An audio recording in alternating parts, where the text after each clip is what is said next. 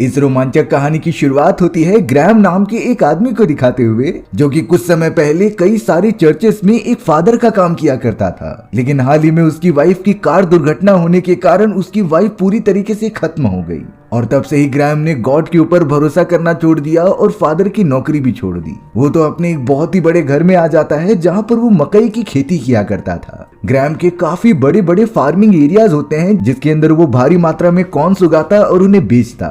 यही सारी चीजें करके ग्रैम अपने दोनों बच्चों का पेट पाल रहा था। अब यहाँ ग्रैम का एक भाई होता है जिसका नाम मैरिल था। मैरिल दरअसल एक बेसबॉल प्लेयर होता है, वो भी स्टेट लेवल का। लेकिन जब उसे अपने भाई की वाइफ के बारे में पता चला कि वो मर चुकी है, इसीलिए मैरिल अपने बड़े भाई ग्रैम के पास आ गया ताकि वो उसे सपोर्ट कर सके। वो तो उसके ही घर में उसके बच्चों के साथ खुशी खुशी रहने लगा था, जो कि ग्रैम के बच्चों की देख रेख करता और उनकी बिजनेस में हाथ बटाता। अब एक दिन वो दोनों घर के अंदर मौजूद होते हैं, तभी उनकी बच्चों की चिल्लाने की आवाज आई। ये सारी आवाजें कॉर्नफील्ड की तरफ से आ रही थी, इसीलिए वो दोनों भागते भागते उसके अंदर चले गए। पास में जाते ही ग्रैम का बेटा बड़ी अजीब से किसी को देख रहा था। तभी उसने अपने फादर को दिखाया, जो जानकर बहुत ही ज्यादा शॉक रह गए क्योंकि उनके कॉर्नफील्ड का एक बहुत ही बड़ा हिस्सा तबाह हो चुका था। ये तो एकदम सर्कुलर स्ट्रक्चर में होता है, जैसे कि कोई बड़ी सी चीज जिसके ऊपर गिरी है। सिर्फ इतना ही नहीं, उस पूरे कॉर्नफील्ड के अंदर ऐसे ही कई सारे सर्कुलर स्ट्रक्चर्स बने हुए थे। ग्रैम के दोनों कुत्ते वहां पर आकर काफी तेजी से भौंक रहे होते हैं क्योंकि उन्हें यहाँ पर किसी के होने का एहसास हो रहा था। अब इन सारी चीजों से ग्रैम के दोनों बच्चे काफी ज्यादा डर जाते हैं। वो तो अपने घर के अंदर आकर छुप गए और बाहर ही नहीं निकल रहे थे।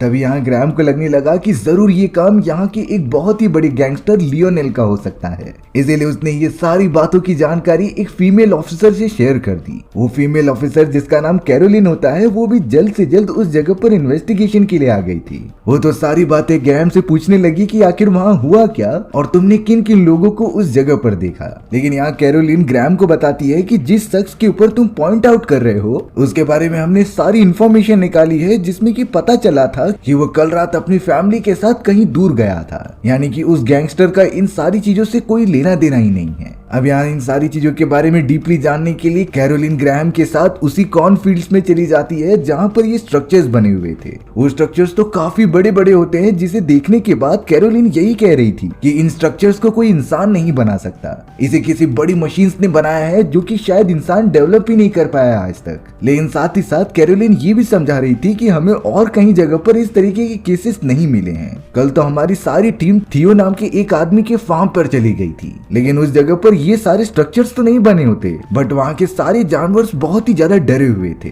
ऐसा लग रहा था कि उन्होंने कोई अजीब सी चीज देख ली है जिससे कि उन्हें लगातार डर लग रहा है। ग्रैम ने नोटिस किया कि उसके दोनों कुत्ते भी इसी तरीके से बिहेव कर रहे थे। हालांकि ऐसा बिहेवियर उनका रोज देखने नहीं मिलता। ग्रैम को तो सच में इन सारी चीजों में बहुत ही ज्यादा गड़बड़ लगने लगी, लेकिन कैरोलिन इतनी आसानी से बिलीव नहीं करने वाली थी। उसे बिलीव करने के लिए तो सबूत की जरूरत होती है जो अभी ग्रैम के पास नहीं होती। अब ग्रैम और कैरोलिन बात करते हुए सीधा उस जगह पर चले जाते हैं जहाँ पर ग्रैम का बेटा मौजूद था। लेकिन ग्रैम ने देखा कि उसके बेटे ने उसी के एक कुत्ते को जान से मार दिया है। वो कहने लगा कि ये कुत्ते ने मेरे ऊपर हमला किया और मुझे अपनी प्रोटेक्शन के लिए इसे जान से मारना ही पड़ा।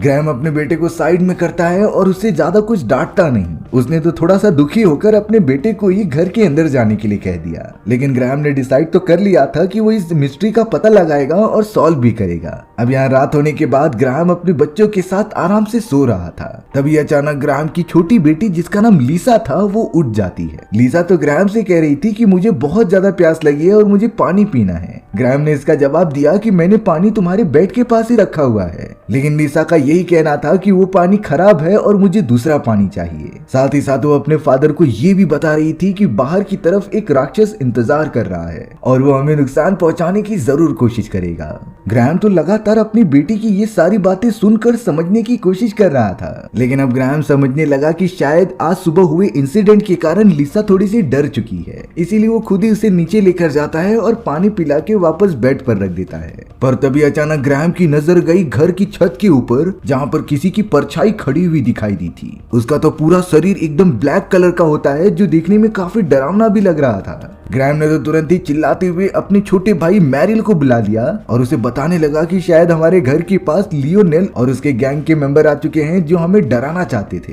इसीलिए अब हमें पूरी कोशिश करनी होगी उन्हें पकड़ने की और सबूत पेश करने की पुलिस वालों के सामने। ग्रैम और मैरिल तो घर के दोनों तरफ भागने लगे थे उसे पकड़ने के लिए, लेकिन अफसोस की बात यह होती है कि उन्हें कोई हाथ नहीं लगता। मैरिल तो ग्रैम से कहने लगा था कि जिसे हम ढूंढ रहे हैं शायद वो हमारे घर के छत के ऊपर बैठा हुआ है, लेकिन घर की छत के ऊपर जाना बहुत ही ज्यादा मुश्किल था। तभी अचानक उन दोनों को पीछे से आवाज आती है और कॉर्न की सारी झाड़ियां हिलती हुई दिखाई दे रही थी, यानी कि जिस काले साई की वो लोग तलाश कर रहे थे वो कुछ समय पहले ही उस झूले के ऊपर बैठा था और उन दोनों के पीछे मुड़ते ही वो फसलों के अंदर भाग गया। इस बात से ग्राहम और मैरिल काफी ज्यादा डर जाते हैं क्योंकि उनके दोनों बच्चों की जान खतरे में हो सकती थी। इसीलिए दोनों डिसाइड करते हैं कि वो इसके खिलाफ एविडेंस जमा करेंगे जिससे कि पुलिस वाले इसके ऊपर कार्यवाही कर सके। अब यहाँ अगले दिन ग्राहम के घर पर कैरोलिन भी आ चुकी थी जो कि उनकी स्टेटमेंट रिकॉर्ड कर रही होती है। कैरोलिन ने तो सिर्फ इतना पूछा था कि कल रात जिसने भी तुम्हारे ऊपर हमला किया वो दिखता कैसा था, लेकिन यही बात होती है कि ग्राहम और मैरिल ने उसका चेहरा कभी देखा ही नहीं। वहाँ पर तो इंसानों के जैसे ही काली कलर की आकृति मौजूद थी जो जल्द से जल्द गायब हो गई। इसीलिए अब कैरोलिन इन सारी बेसिस के ऊपर अपनी इन्वेस्टिगेशन चालू नहीं कर सकती। उसे थोड़े सबूत चाहिए होंगे कि ये दोनों सही कह रहे हैं कि नहीं। तभी थोड़ी देर के बाद हमें टीवी पर एक न्यूज दिखाई जाती है जो कि उन्हीं बड़े बड़े स्ट्रक्चर्स के बारे में बता रहा था और वो ग्राम की खेत की तरह और भी खेतों के अंदर दिखाई दिए हैं। इन्हीं चीजों के ऊपर रिसर्च करके एक वैज्ञानिक अपना राय बताता है कि इस तरीके के स्ट्रक्चर्स हमें कई साल पहले भी देखने मिले थे। कई लोगों का मानना होता है कि ये सिर्फ एक पब्लिसिटी स्टंट है और ये इंसानों द्वारा बनाया गया है ताकि एलियंस के ऊपर भरोसा किया जा सके, और अगर जिस जगह पर ये रूमर्स फैल जाएंगे कि एलियंस मौजूद हैं तो उस जगह की पॉपुलैरिटी काफी ज्यादा बढ़ जाएगी। लेकिन अभी तक कोई भी प्रूफ नहीं दे पाया है कि ये सारी चीजें एलियंस नहीं की हैं, इसीलिए ये सारे स्ट्रक्चर एक तरीके से नकली ही हैं। लेकिन हाल ही में हो रही घटनाओं के कारण एक ही समय पर कई सारे स्ट्रक्चर्स इस तरीके से दिखाई दिए, पर अभी तक किसी भी कंक्लूजन तक पहुंच पाना बहुत ही ज्यादा मुश्किल है। यहाँ कैरोलिन उन सारी चीजों को नोटिस करके कहने लगी कि मैंने तुम्हारे खेत के अंदर बने स्ट्रक्चर्स को देखा है। हालांकि इस तरीके के स्ट्रक्चर को कई सारे लोग मिलकर काट कर बना सकते हैं, पर एक समय पर इतने सारे लोग सिर्फ एक रात के अंदर इस स्ट्रक्चर्स को बना पाना काफी ज्यादा मुश्किल होगा, और ये सारी चीजें एलियंस ने की थी या फिर इंसान ने, ये तो पता लगाना काफी मुश्किल लग रहा था। लेकिन कैरोलिन वादा करती है कि अगर उसे जैसे ही सबूत मिलेंगे वो यहाँ पर फिर से आएगी। अब न्यूज पर लगातार यही बताया जा रहा था कि इंडिया के कई सारे पोर्शन में इसी तरीके के क्रॉप सर्कल्स देखे गए हैं। इनकी तादाद तो रातों रात बढ़ती जा रही थी जिससे कि पूरी दुनिया का ध्यान इंडिया की तरफ आकर्षित हो रहा था। कई लोग कहते थे कि ये रियलिटी में एलियंस हैं जो सिर्फ रात के समय ही बाहर निकलते हैं, तो कई लोगों का सिर्फ यही मानना था कि कुछ गैंग मेंबर्स हैं जो कि लोगों को डराना चाहते हैं। मिलिट्री वाले तो सोच रहे थे कि जरूर ये दुश्मन देशों की कोई चाल हो सकती है, इसीलिए हमें पूरी तरीके से तैयार रहना पड़ेगा। अब यहाँ ग्राम समझ नहीं पा रहा था, इसीलिए वो अपने फैमिली मेंबर्स को एक रेस्टोरेंट में लेकर चला जाता है खाना खिलाने के लिए। एटलीस्ट वो सभी लोग उस मोमेंट को काफी अच्छी तरीके से एंजॉय कर रहे थे।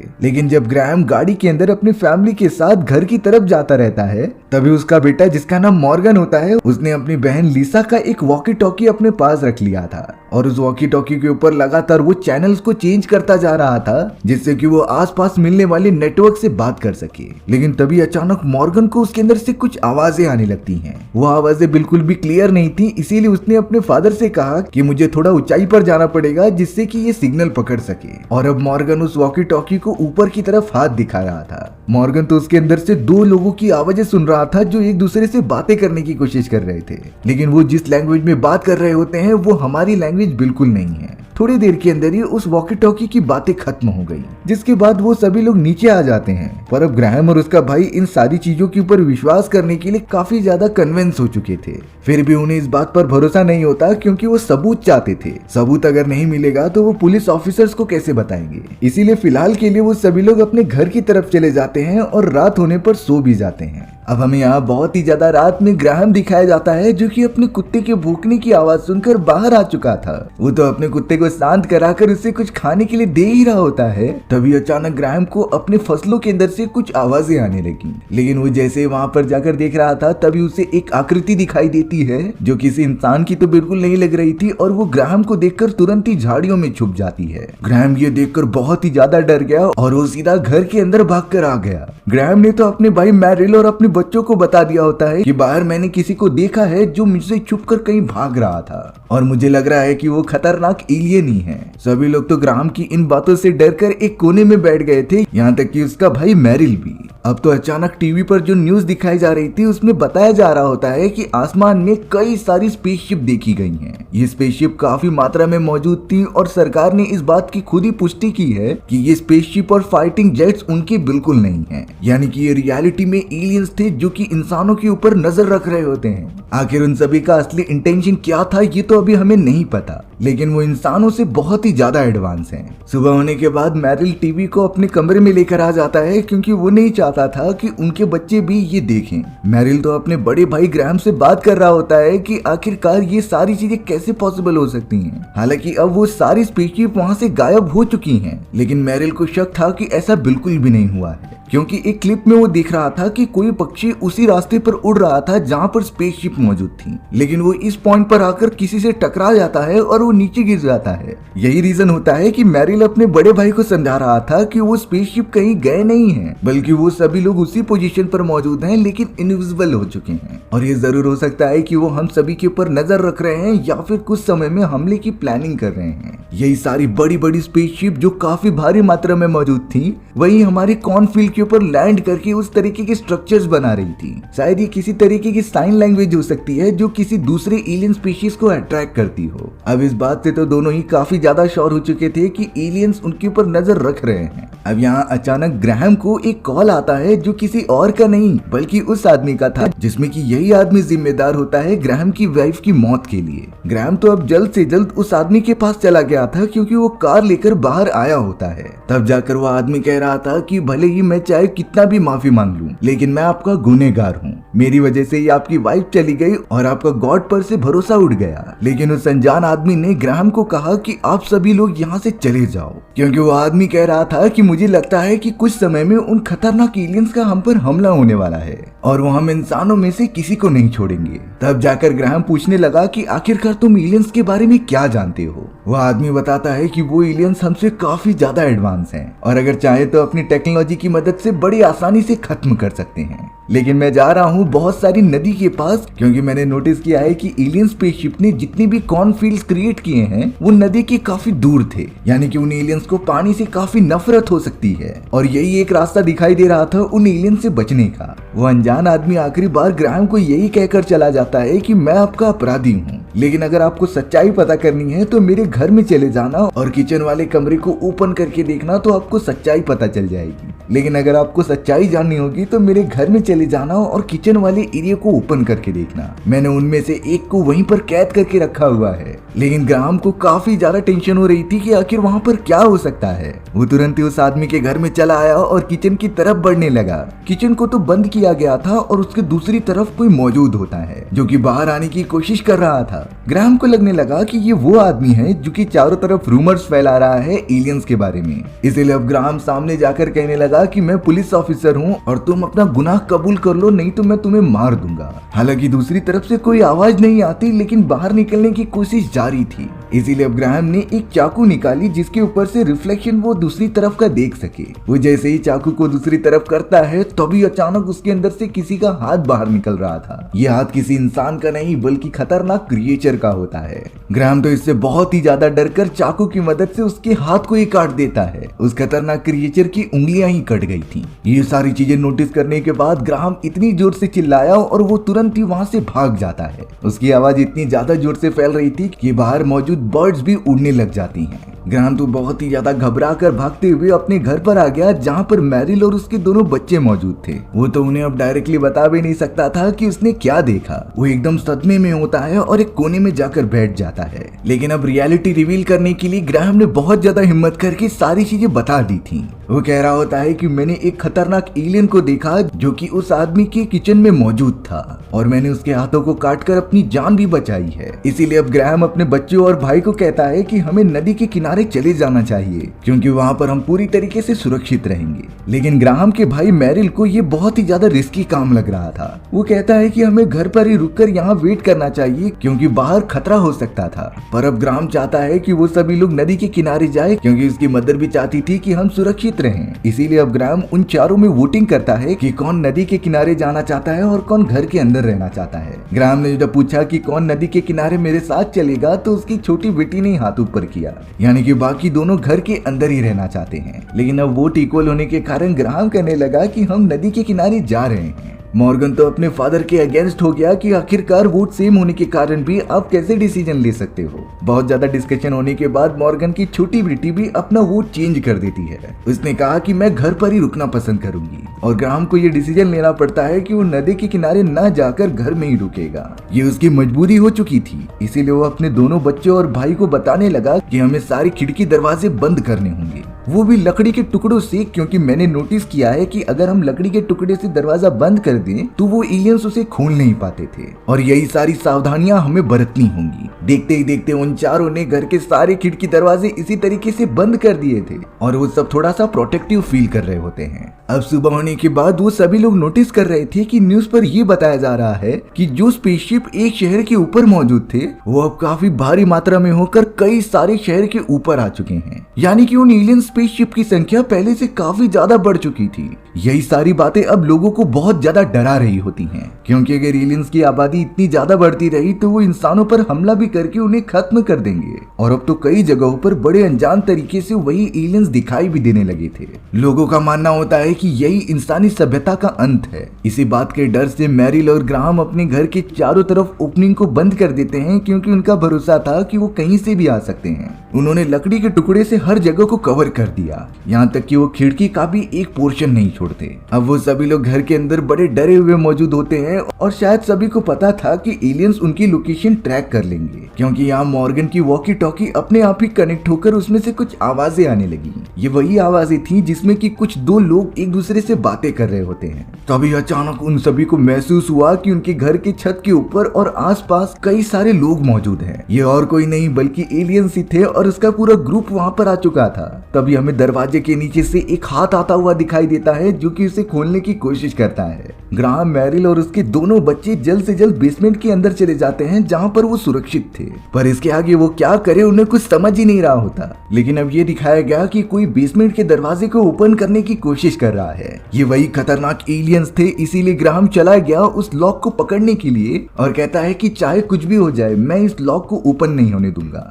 मैरिल भी एक हथियार लेकर आ जाता है उन एलियंस के ऊपर हमला करने के लिए, लेकिन तब तक शायद उन एलियंस ने उनके सारे इलेक्ट्रिसिटी सप्लाई खत्म कर दिए थे। चारों तरफ अंधेरा हो चुका था, लेकिन मॉर्गन के पास एक टॉर्च होती है जिसे कि वो ओपन कर दे रहा था। वो दोनों ही भाई दरवाजा पकड़ कर खड़े थे, क्योंकि अगर एक बार ओपन कर दिया तो वो सारे एलियंस अंदर चले आएंगे। लेकिन यहाँ थोड़ी देर बाद वो एलियंस दरवाजे को खोलकर अंदर घुसने की कोशिश करना बंद कर देते हैं और घर की दूसरी तरफ जाकर चिल्लाने लगते हैं। लेकिन यहाँ ग्राहम को समझ में आ चुका था कि शायद वो एलियंस उनका ध्यान भटकाने की कोशिश कर रहे हैं, जिससे कि वो अंदर आराम से घुस सकें। लेकिन अब यहाँ पर मॉर्गन अपने फादर को बता रहा था कि शायद बेसमेंट के अंदर घुसने का वो कोई और तरीका ढूंढ रहे हैं जिससे कि एलियंस इसके अंदर घुस सके। तभी अचानक ग्राहम को याद आता है कि बेसमेंट के अंदर एक कोयले फेंकने की जगह मौजूद थी, जहाँ से कोयला बाहर से अंदर लिया जाता था, और वही एक जगह है शायद एलियंस घुसने की कोशिश कर सकते हैं। वहाँ पर इलेक्ट्रिसिटी बिल्कुल भी नहीं होती, इसीलिए सिर्फ एक टॉर्च की मदद से ग्राहम उस पोर्शन को ढूंढने लगा था जहाँ से कोयला अंदर लिया जाता है। तभी अचानक उसे वो पोर्शन तो मिल गया था, लेकिन उसके ठीक आगे उसका ही बेटा मॉर्गन खड़ा होता है और साइड में एक एलियन का हाथ दिखाई दे रहा था जो कि मॉर्गन को पकड़कर ऊपर खींचने की कोशिश करने लगा। मॉर्गन काफी ज्यादा डर जाता है और वो तो चिल्लाने लगता है, लेकिन मैरिल और ग्राहम ने कैसे भी करके अपने बच्चे को बचा लिया और तुरंत ही उस ओपन हुए पोर्शन को कवर कर दिया, जिससे कि कोई भी एलियंस इस रास्ते से बेसमेंट के अंदर ना आ सके। इस अचानक हमले से मॉर्गन काफी ज्यादा डर गया होता है और वो अस्थमा का पेशेंट भी था, इसीलिए उसे अस्थमा का अटैक भी आ जाता है। ग्राहम कह रहा था कि इसके अस्थमा की दवाइयां तो ऊपर वाले कमरे में रखी गई हैं और वहां पर जरूर एलियंस आ चुके होंगे। वो इस तरीके से डायरेक्टली ऊपर नहीं जा सकते क्योंकि इससे उनकी जान को भी खतरा हो सकता था। तब जाकर ग्राहम अपने बच्चे मॉर्गन को पकड़कर गॉड से ये कह रहा होता है कि मैं तुम्हारे ऊपर कभी भरोसा ही नहीं कर सकता। आखिर तुम कितने दुख मुझे दोगे? तुमने सबसे पहले मेरे वाइफ को छीन लिया, अब मेरे बच्चों को तो छोड़ दो। मेरे बच्चों में इतनी ताकत है कि वो खुद से लड़ सकते हैं और सरवाइव कर सकते हैं। ये सारी बातें सुनने के बाद मॉर्गन थोड़ा सा रिलैक्स हो जाता है और वो नॉर्मल हो चुका था। यानी कि उसे अर्जेंटली अस्थमा के मेडिसिन लेने की कोई जरूरत नहीं। अब वो सभी लोग वहीं पर बैठ जाते हैं जिसमें कि मैरिल ने कह दिया था कि हमें टॉर्च बंद कर देनी चाहिए क्योंकि उसकी बैटरी खत्म हो रही है। जैसे उन्होंने बंद किया तभी वो सभी लोग वहीं सो जाते हैं। जब यहाँ ग्राहम ने अपनी आंखें खोली तो वो अपने भाई से पूछ रहा होता है कि आखिर हम यहाँ पर कब से सो रहे हैं। मैरिल ने बताया कि हमें यहाँ पर सोए हुए पूरे 1 दिन बीत चुके हैं। तब जाकर दोनों को रियलाइज होने लगा कि जरूर ये सारी चीजें उन एलियंस द्वारा फैलाई गई जहरीली गैसेस की वजह से हो सकती हैं, क्योंकि वो एलियंस चाहते थे कि हम सो जाएं और वो अंदर घुसने का नया तरीका ढूंढ पाएं। लेकिन तभी उनके वॉकी टॉकी पर एक न्यूज बताई जाती है कि सारे के सारे एलियंस अब वापस जा रहे हैं। दरअसल ये एलियंस हम इंसानों पर हमला करने नहीं बल्कि आधे इंसानों को खाने आए थे और वो आधे से ज्यादा इंसानों को खाकर वापस जाने की तैयारी कर रहे हैं। हालांकि कुछ एलियंस जो इन सारे प्रोसेस में घायल हो चुके थे वो अभी भी पृथ्वी पर मौजूद हैं और छुपे हुए हैं। लेकिन अच्छी बात तो ये थी कि सारी एलियन स्पेसशिप पृथ्वी से दूर जा चुकी है। ग्राम और मैरिल इस बात से बहुत ही ज्यादा खुश हो गए थे और वो अपने दोनों बच्चों को उठाकर बाहर की तरफ आने लगते हैं, क्योंकि मॉर्गन को जल्द से जल्द अस्थमा के इंजेक्शंस देने होंगे। लेकिन मैरिल ने अपने भाई ग्राहम से कह दिया था कि जिस तरीके से कल रात आपके चेहरे पर एक डर महसूस किया मैंने, वैसा आप कभी मत करना, क्योंकि आप मेरे रोल मॉडल हो और मैं आपके जैसा बनना चाहता हूँ। वो दोनों जल्द से जल्द अपने बच्चों को कंफर्टेबल करते हैं और उन्हें मेडिसिन प्रोवाइड कर देते हैं। हालांकि न्यूज पर अभी भी यही बताया जा रहा था कि एलियंस जा चुके हैं और सभी लोग उनकी जाने की खुशी में खुशियां मना रहे हैं। ग्रैहम चाहता था कि वो सभी ये न्यूज साथ में बैठकर देखें, क्योंकि इससे उनके बच्चों के मन का डर चला जाएगा। वो तुरंत ही टीवी लेने के लिए आ जाता है और उसे हॉल में लेकर आने लगता है। तभी अचानक ग्रैहम ने टीवी की स्क्रीन पर किसी की परछाई देखी, जो और कोई नहीं बल्कि वही एलियन होता है जो उनके घर के चारों तरफ घूम रहा था। ग्रैहम और मैरिल ने देखा कि उस एलियन ने उनके बेटे मॉर्गन को पकड़ रखा है और मारने की कोशिश कर रहा है। मैरिल तो तुरंत ही जाकर उसे बचाना चाहता था, पर ग्रैहम उसे रोकता है और कहता है कि शांति से काम लो। इस समय ग्राहम को वही फीलिंग आ रही थी जब उसकी वाइफ मर रही होती है। उसकी वाइफ ने मरने से पहले कहा था कि मेरे बेटे मॉर्गन का ख्याल रखना और उसे अपना बचपन एंजॉय करने देना। मेरी बेटी लिसा को कहना कि अपने भाई का कहना माने और ज्यादा शरारत न करे। और वही मैरिल को ये मैसेज देना कि वो बेसबॉल बहुत ही अच्छा खेलता है, बस उसे थोड़ी और मेहनत की जरूरत है। सारी चीजें एक साथ ग्राहम के दिमाग में घूम रही होती हैं कि उसे इस मोमेंट पर क्या करना चाहिए। लेकिन अब चाहे कुछ भी हो जाए, वो अपनी वाइफ के बाद अपने बच्चों को खो नहीं सकता। अचानक वो एलियन अपने हाथ से जहरीली गैसेस मॉर्गन की बॉडी पर फेंकने लगा, जिससे कि मॉर्गन बेहोश हो जाता है। तभी ग्राहम अपने चारों तरफ देख रहा होता है कोई इक्विपमेंट जिससे कि वो एलियन पर हमला कर सके। ग्राहम ने तुरंत ही अपने भाई मैरिल को कह दिया कि साइड में बेसबॉल बैट पड़ी है, तुम उसे उठाओ और जितनी जोर से हो सके उस एलियन के ऊपर हमला करो। मैरिल अपने भाई के कहने पर वो बेसबॉल बैट उठाकर आगे बढ़ने लगता है। तभी उस एलियन को देखकर लिसा बहुत जोर से चिल्लाने लगी। एलियन का ध्यान अब उन सभी से हटकर लिसा के ऊपर आ जाता है, जो कि अब लिसा की तरफ बढ़ने लगा था उसे मारने के लिए। लेकिन अब मैरिल ने देखा कि उस एलियन के ठीक पीछे कुछ रोशनी चमक रही है। उसे समझ में आ गया था कि शायद इस एलियन की नाजुक कड़ी उसी जगह पर मौजूद है, इसीलिए वो अपना बेसबॉल बैट लेकर ठीक एलियन के सामने जाकर खड़ा हो गया। मैरिल ने तो बेसबॉल बैट की मदद से उस एलियन के ऊपर लगातार हमला करना स्टार्ट कर दिया, जिससे कि वो एलियन डिसबैलेंस होकर नीचे ही गिर जाता है। मैरिल तो रुकता ही नहीं, क्योंकि उसे पता था कि अगर उसने एलियन को छोड़ दिया तो वो सभी को मार देगा। वो लगातार बेसबॉल बैट की मदद से एलियन को घायल करता ही जा रहा था। तभी अचानक वहां से पानी का एक ग्लास एलियन की बॉडी पर गिर जाता है और उतना उसका पोर्शन जलने लगा था। ये सारी चीजें देखकर ग्राहम को समझ में आ गया होता है कि वो आदमी सही कह रहा था जिसने कि उसकी वाइफ का एक्सीडेंट कराया होता है। ये एलियंस रियलिटी में पानी से डरते हैं और इनकी बॉडी उससे जलने लग जाती थी। मैरिल तो बिल्कुल भी रुकता नहीं और वो उसे मारता जा रहा था, जिससे कि कई सारा पानी एलियंस की बॉडी पर गिर जाता है और धीरे धीरे वो एलियन अपना दम तोड़कर वहीं पर खत्म हो गया था। ग्राहम किसी भी तरीके से अपने बेहोश हुए बेटे को बाहर लेकर आ जाता है और वो काफी रो भी रहा था। लेकिन फिर जाकर उसे रियलाइज हुआ कि मेरे बेटे मॉर्गन को तो उसी समय अस्थमा का अटैक आया था जब वो एलियन उसके ऊपर जहरीली गैसेस छोड़ रहा होता है। दरअसल अस्थमा के अटैक के अंदर उनके लंग्स बिल्कुल भी काम करना बंद कर देते थे और उस समय जब मॉर्गन को अटैक आया तो वो पूरी तरीके से बेहोश था, जिससे कि उसके ऊपर जहरीली गैसेस का कोई असर ही नहीं होता और ये चीजें होने के कारण मॉर्गन की जान बच गई। तब जाकर मैरिल कह रहा होता है कि ये सारी चीजें गॉड नहीं की हैं। उन्हें पता था कि आपके बच्चे आपके लिए बहुत ज्यादा इंपॉर्टेंट हैं, इसीलिए वो चाहकर भी उनकी जान न ले पाए। ग्राहम को भी इस बात का रियलाइज हो जाता है कि गॉड ने ही मेरी मदद की है। इसीलिए वो बहुत ही ज्यादा रोने लगा और अपने बच्चे को गले लगा लिया। ग्रैम जिसने कि गॉड के ऊपर भरोसा करना बंद कर दिया था, वो वापस उसी रास्ते पर आकर प्रीस्ट का काम करने लगता है, जिसके बाद वो हमेशा की तरह अपनी चर्च की तरफ चला गया था। और हमारी ये एडवेंचरस कहानी भी यहीं खत्म हो जाती है। सो व्यूअर्स, आपको ये स्टोरी कैसी लगी कमेंट सेक्शन में बताना भूलना मत। अगर आपको मेरा एक्सप्लेनेशन 1% भी अच्छा लगा तो वीडियो को लाइक एंड चैनल को सब्सक्राइब जरूर कर देना। मिलते हैं इसी तरीके की मजेदार वीडियोस में, तब तक के लिए बाय बाय।